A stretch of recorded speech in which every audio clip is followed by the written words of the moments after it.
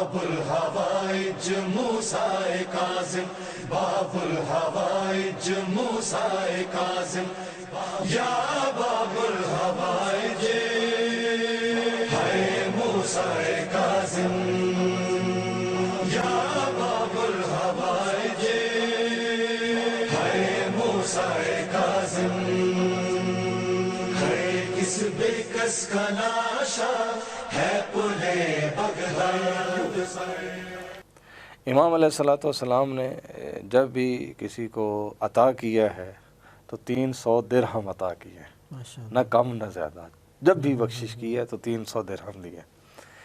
یہ بھی ایک دلچسپ پہلو ہے کہ کئی سائل آئے، کئی مانگنے والے آئے تو امام علیہ السلام نے 300 درہم دیے۔ کاظم کے حوالے سے مشہور واقعہ وہی ہے، ایک خاتون کنیز جو تھی امام علیہ السلام کی، اس نے ہاتھ سے برتن چھوٹ گیا اور جس کی وجہ سے امام علیہ السلام کے لباس پہ کچھ داغ وغیرہ لگے، تو اس خاتون نے جو ہے قرآن کی آیت پڑھی تو امام علیہ السلام نے فرمایا کہ جا میں نے تجھے راہ خدا میں آزاد کر دیا۔ تو یہ ایک واقعہ تو یہ بھی ہے جو کہ مشہور بھی ہے اور سب اس کو تقریباً مومنین اس کے علم میں بھی ہیں۔ میں ایک اور واقعہ جو ہے امام علیہ السلام کی زندگی کا اس حوالے سے آپ کی خدمت میں رکھنا چاہتا ہوں، جس میں ایک مولا نے بڑی خوبصورت انداز میں ایک حکمت بیان فرمائی ہے۔ ارشاد شیخ مفید میں یہ واقعہ موجود ہے اور میں اس کتاب کو الدمۃ الثاقبہ کی جلد 7 سے نقل کر رہا ہوں۔ اصل میں یہ ارشاد شیخ مفید میں ہے۔ ایک شخص ہے جس کو خلیفہ ثانیہ کی اولاد میں سے ایک شخص ہے، مرد مدینہ میں رہتا ہے۔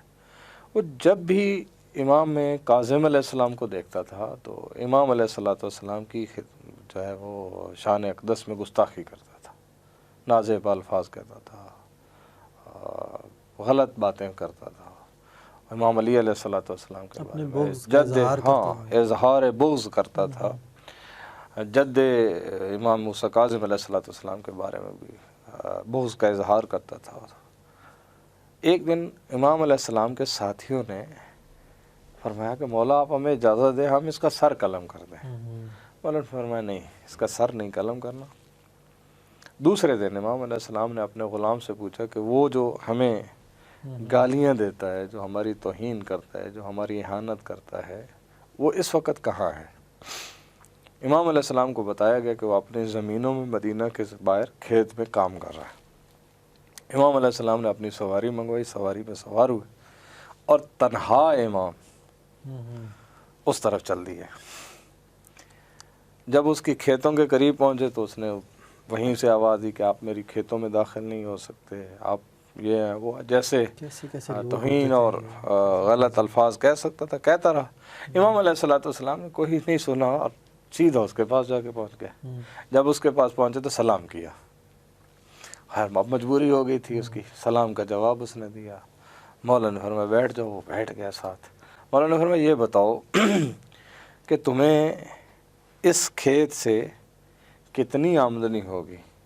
کہنے لگا مولا 150-200 درہم تک ہو جائے گی۔ مولا نے فرمایا تو چاہتا ہے کہ یہ ہمیں بیچ دیں،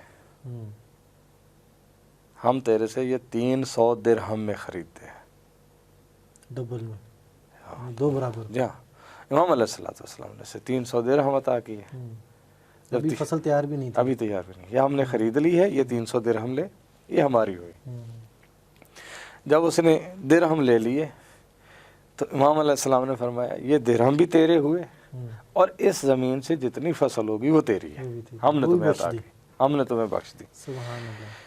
جب اس نے امام علیہ السلام کی اس سیرت کو دیکھا، اس کردار کو دیکھا، جود و سخا، جود و سخا کو دیکھا، اپنے بغض و کینے کو دیکھا، اپنی بد اخلاقی پہ نظر کی اور امام کے حسن اخلاق پہ نظر کی، اپنی کم معرفتی پہ نظر کی اور امام علیہ السلام کے کمال پہ نظر کی، کمال کردار پہ نظر کی، تو جھک گیا اور قدموں میں ہاتھ رکھ کے کہتا ہے مولا کہ اللہ جانتا ہے کہ اس امر رسالت کو کہاں رکھنا ہے۔ سبحان اللہ۔ یہ واقعہ ہو گیا۔ امام علیہ السلام ہدایت کا دیکھیں، ہدایت کا انداز، قبلہ آپ کی بات جو کاٹ رہا ہوں کہ واقعاً ہدایت کے حوالے سے انبیاء علیہ السلام کی بھی یہی سیرت ہے اور معصومین کی بھی یہی سیرت ہے. چاہے ایک شخص ہے اس کی ہدایت کے لیے نکلتے ہیں. سبحان اللہ. یہ وہی کہ جیسے امیر المومنین علیہ السلام کا ایک فرمان ہے، یہ آپ کی اس بات پہ اب مجھے ذہن میں آ گیا تو اب آپ کی خدمت میں عرض کر دیتا ہوں. مولا کائنات فرماتے ہیں کہ پیغمبر اسلام کی صفت اور پیغمبر اسلام کی جو صفات ہیں وہ ائمہ علیہ السلام میں بھی پائی جاتی ہے، چونکہ ائمہ علیہ السلام اپنے نبی کے وارث ہیں مکمل صفات میں. تو مولا پیغمبر اسلام کی صفت بیان کرتے گئے، فرماتے ہیں کہ طبیب دوار بطبہ، سبحان اللہ، کہ پیغمبر اسلام ایسے طبیب تھے جو اپنی طبابت کو ساتھ لیے پھرتے تھے، جہاں بھی جاتے تھے وہ علاج فرماتے تھے. اور یہ علاج جو ہے وہ معنوی علاج ہے، روحانی علاج ہے، جہاں جسمانی علاج کی بھی ضرورت ہوتی تھی وہاں پہ فرما دیتے تھے. اصل بات اس سے آگے ہے، یعنی اس واقعہ میں اصل چیز آگے ہے. اس کو ہدایت تو ہو گئی. اب یہ جب دوسرے دن آیا مدینہ میں اور اس نے مسجد نبوی میں امام کاظم علیہ السلام کو دیکھا تو امام علیہ السلام کی بارگاہ میں انتہائی خضوع و خشوع سے پیش آیا، انتہائی عاجزی سے پیش آیا، اچھے اخلاق سے پیش آیا. تو اصحاب مولا نے سوال کیا کہ مولا آپ نے اس کے ساتھ کیا کیا ہے کہ یہ ایسے ہو گیا، ایسا منقلب ہو گیا. تو مولا نے فرمایا کہ ہم نے اس کے ساتھ یہ کیا ہے، اسے یہ درہم عطا کیے ہیں اور اس کے ساتھ یہ بخشیش کا کام کیا ہے، اس کے ساتھ ایسے اخلاق سے پیش آئے، ایسی سیرت پیش کی ہے. اور آگے جو مولا نے جملہ فرمایا، مولا فرماتے ہیں کہ فرمایا کہ کسی اس کی اصلاح کریں جس میں، یعنی ہم نے اس کی اصلاح کی ہے اور اس اصلاح میں اگر یعنی اس کے شر کو ہم کچھ پیسے دے کے اپنے سے دور کر سکتے ہیں تو کچھ رقم دے کے شر کو دفع کر لینا یہ بہت بہتر ہے. یعنی اس کا شر جو ہے وہ جو ہم نے اس کی اصلاح کا ارادہ کیا اور اس کو کچھ پیسے دے کر اس کے شر سے امان پائی. یعنی ہم وہ جو شر پھیلا رہا تھا، جو ہمارے ساتھ وہ ناروا سلوک پیش کر رہا تھا، ہم نے جو ہے وہ اپنی مال و دولت دے کے اس کے جو ہے وہ اسے کہتے ہیں مؤلفۃ القلوب. قرآن کی اصطلاح بھی ہے مؤلفۃ القلوب کی اصطلاح. یعنی یہ مستضعف تھا امام علیہ السلام نے.